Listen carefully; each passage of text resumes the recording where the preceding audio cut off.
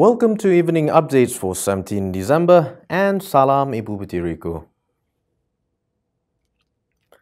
An elderly citizen from Indonesia died suspected of having rabies when she was treated at a private hospital today.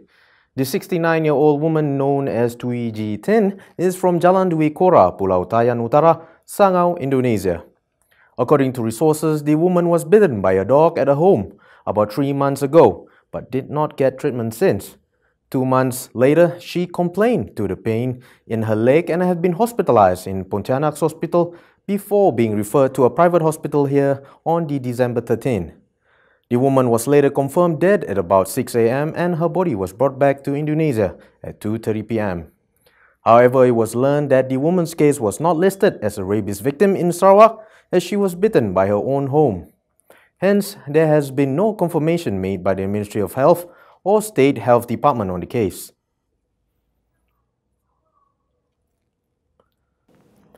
The Attorney General Chambers have filed criminal charges against subsidiaries of investment bank Goldman Sachs as its key employees over the handling of bonds issued by YMDB, totaling 27.2 billion ringgit.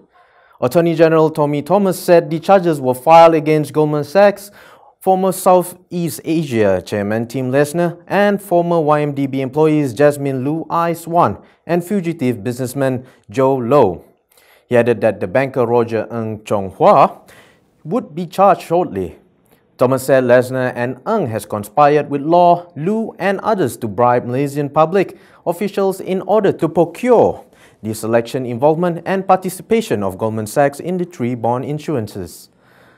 Thomas added in a statement earlier today that the charges arise from the commissions and abetment of false or misleading statements by all accused in order to dishonestly misappropriate 2.7 billion USD from the proceeds of 3 bonds issued by subsidiaries of YMDB, which were arranged and underwritten by Goldman Sachs.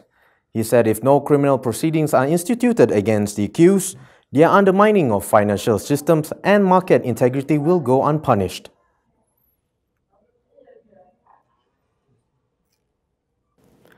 Armed soldiers and police today fanned out across much of Indian-controlled Kashmir to enforce a security lockdown for a straight second day to stop anti-India protests and a foil call by separatists for a public march toward India's main military garrison in disputed region. Government forces patrol streets in the region's main city of Srinagar and seal off all the roads leading to the Indian military garrison in the city.